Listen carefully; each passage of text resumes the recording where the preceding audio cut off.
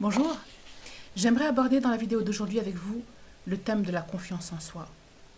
Si vous avez été comme moi, dès votre plus jeune âge, pétrifié à la simple idée de passer au tableau de réciter votre poésie, ou à la simple idée d'aller au tableau pour faire une division, une opération, parce que le prof vous a tendu la craie et vous a dit « J'aimerais que tu sois interrogé, que tu ailles montrer à tout le monde ton exercice ». Si en étant plus grand, vous avez été comme moi également, vous avez raté des bonnes opportunités de travail parce que vous avez eu peur de vous présenter à un entretien, parce que vous avez peur de prendre le téléphone et d'appeler un recruteur, de peur de bafouiller, d'avoir la voix un peu tremblotante et de dire des choses que vous ne pensiez pas, enfin, mal tourner vos phrases, tout ça. Si vous avez eu peur comme moi de vous rendre dans une colonie de vacances alors que vous savez que vous avez les compétences pour, mais parce que vous avez peur de quitter le domicile familial, parce que vous avez peur de vous retrouver en intimité avec des gens que vous ne connaissez pas, de dormir jour et nuit avec eux, de passer 2 semaines complètes avec des gens puis qui voient vos failles, que vous, je sais pas, que vous n'ayez pas des habits corrects, que vous n'ayez pas tout ce que les filles ou les garçons ont, que vous ne soyez pas à l'aise comme eux le sont. Voilà, vous avez raté tout ça et encore plus, bien encore plus, parce qu'il y en a des histoires, je suppose que vous êtes comme moi, vous en avez raté des occasions, ne serait-ce que de prendre rendez-vous avec une fille ou un garçon, si vous avez été un tant soit peu amoureux ou attiré par cette personne. Moi, ça m'est arrivé, je sais très bien que vous aussi. Alors j'ai une bonne nouvelle pour vous. Le manque de confiance en soi ne s'hérite pas. Il ne se distribue pas par le grand Manitou du ciel qui dit toi t'es beau, t'as confiance, toi t'es pas beau, t'auras pas confiance, non, toi t'es gros, t'auras pas confiance, toi si t'es une poulette, t'es une bombe sexuelle, je vais te donner toute la confiance en toi, toute l'estime de toi dont tu auras besoin, et plus encore, non, pas du tout. C'est pas non plus quelque chose qui se gratte, un ticket qu'on gratte au loto ou comme un banco ou quoi que ce soit, non.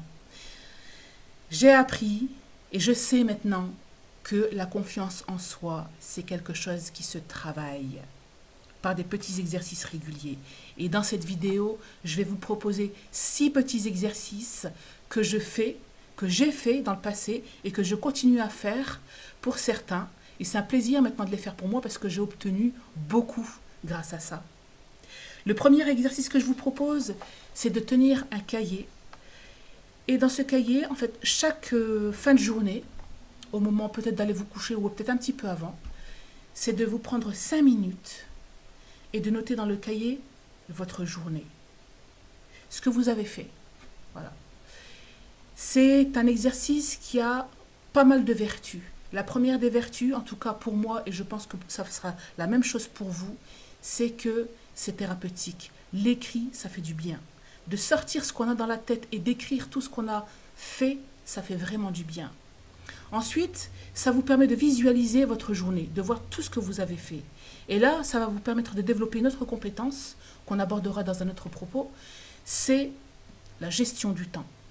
Savoir là où vous avez pris du temps à faire des choses qui n'étaient pas spécialement utiles, là où vous auriez peut-être dû mettre plus de temps pour consacrer une chose alors que vous l'avez un peu bâclée, ça vous permet vraiment de voir votre journée.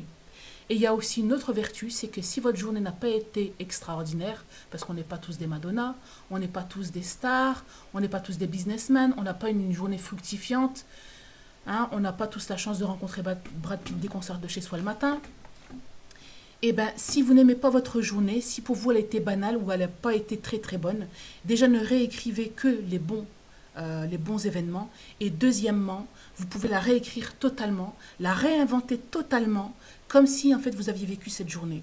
Sachez que le subconscient ne fait absolument pas la différence entre le vrai et le faux, le jour et la nuit, le mensonge ou la vérité. Donc vous pouvez faire gober à votre subconscient ce que vous avez envie. Même si c'est dur d'y croire au début, mais faites-le, vous verrez qu'avec le temps, c'est un exercice qui est super kiffant. Très sincèrement. Le deuxième exercice que j'ai à vous proposer, c'est de vous fixer chaque jour des petits objectifs que vous allez terminer. Pas de panique, il ne s'agit pas ici de trouver des objectifs inconséquents ou des trucs extravagants, non. C'est par exemple finir un bouquin que vous n'avez jamais fini, qu'il traîne là quelque part, et c'est quelque chose que vous n'avez pas terminé.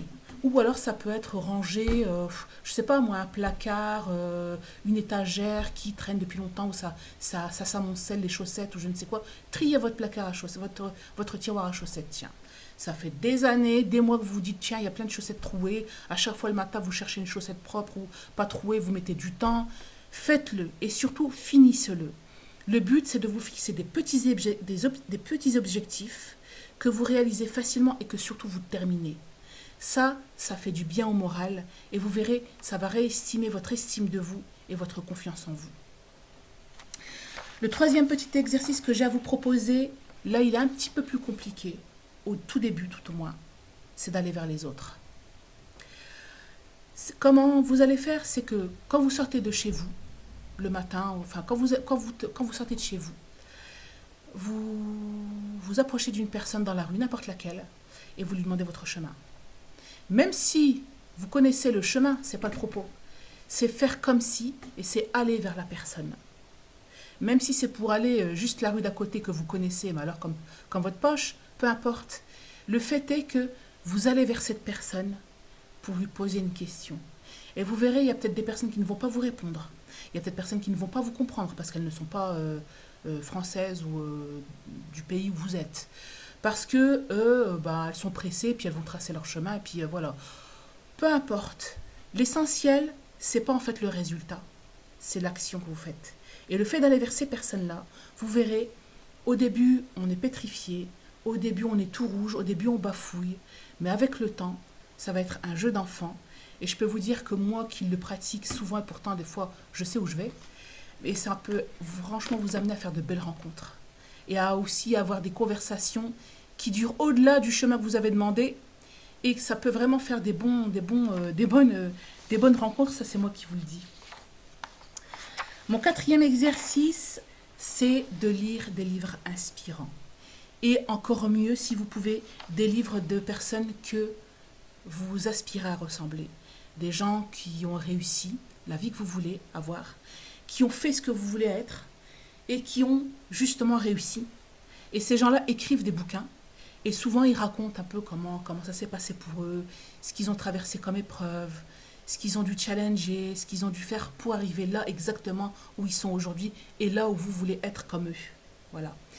Ça va vous donner beaucoup de force intérieure de vous dire déjà que vous n'êtes pas la seule personne à galérer, parce qu'on a souvent la tendance à se croire seul au monde quand on est dans la panade. De savoir que ces gens-là qui ont réussi, ils ont été comme vous, ils ont eu peur, ils ont pleuré, ils ont connu des défaites amoureuses peut-être, ou ils ont dû quitter leur conjoint ou leur conjointe, ou ils ont perdu beaucoup d'argent, ou que sais-je encore, ils ont perdu du temps aussi. Voilà, comme vous, comme moi, voilà, il n'y a aucun souci là-dessus. Le quatrième exercice, c'est de vous réciter des phrases, des affirmations positives devant le miroir. Ça aussi, c'est quelque chose de fort. C'est quelque chose de très difficile au début parce qu'on ne croit pas forcément à ce qu'on dit. On est... moi, je me souviens quand je me disais t'es magnifique ou t'es une personne, t'es une femme riche et influente, t'es capable. J'en croyais pas vraiment quelque chose. Mais avec le temps, mais vraiment en répétition, on finit par intégrer ces paroles. Et comme je vous disais en tout début de vidéo, c'est que le subconscient ne fait pas la différence entre le vrai et le faux. Du coup, à force de vous répéter ces choses, votre subconscient va les intégrer comme quelque chose de vrai et ça va vous booster intérieurement. Ça va vous redonner une pêche et une flamme intérieure qui va revivre et ça va aussi vous pousser à l'action. Le sixième petit exercice et le dernier que j'ai à vous proposer, c'est un peu comme le premier exercice, c'est de tenir un cahier des victoires. À chaque fois que vous réussissez quelque chose, même l'infime petite chose, comme je vous disais tout à l'heure, d'avoir rangé votre placard à chaussettes, enfin votre tiroir à chaussettes, et de l'avoir enfin fait, alors que ça fait des mois que ça traîne dans votre tête, et vous vous dites, il va vraiment falloir que je le fasse, et là vous l'avez fait, et vous l'avez fini. Félicitez-vous de l'avoir fait. Ça, c'est aussi très important. Une fois que vous avez listé, je vous conseille aussi de prendre un cahier, parce que si on fait ça sur des feuilles volantes, après on les perd, on les jette. Mais en prenant un cahier, au fur et à mesure que vous listez les victoires, visuellement, quand on tourne les pages, qu'on finit par tourner 5, 6 pages, 7 pages, 8 pages, 9 pages. Après, on se dit, ben, j'en ai fait beaucoup, tiens. Ça veut dire que je suis capable de faire tout ça. J'ai réalisé tout ça. J'ai réalisé tout ça. Et quand vous avez un coup de blues, vous reprenez ce cahier et vous lisez ce que vous avez réussi à faire. Et là, ça va vous redonner un petit peu beaucoup même de joie intérieure. Ça va rehausser votre estime de vous et votre confiance en vous. Et ça va vous aider à reprendre le flambeau du combat, de recontinuer à vous challenger et à vous battre. Voilà. C'est des petits exercices qui sont faciles à faire, pas faciles au niveau du psychologique, mais moi qui l'ai fait encore aujourd'hui, je peux vous dire que ça va vous donner des résultats. Alors commencez dès à présent si vous le souhaitez, mais le plus tôt est le mieux, franchement. Et si vous obtenez des résultats, et je sais que vous allez en obtenir, mettez-les sous la vidéo, ça me fera toujours plaisir de lire des succès, de savoir que ça vous fait du bien et que ça vous donne beaucoup de réussite intérieure et extérieure. Et si vous avez aussi des exercices, vous, à me proposer que je ne connais pas, parce que je ne connais pas tout, mettez-les sous la vidéo, ça me fera plaisir. Je vous dis à très bientôt. Bonne continuation à vous. Ciao, ciao.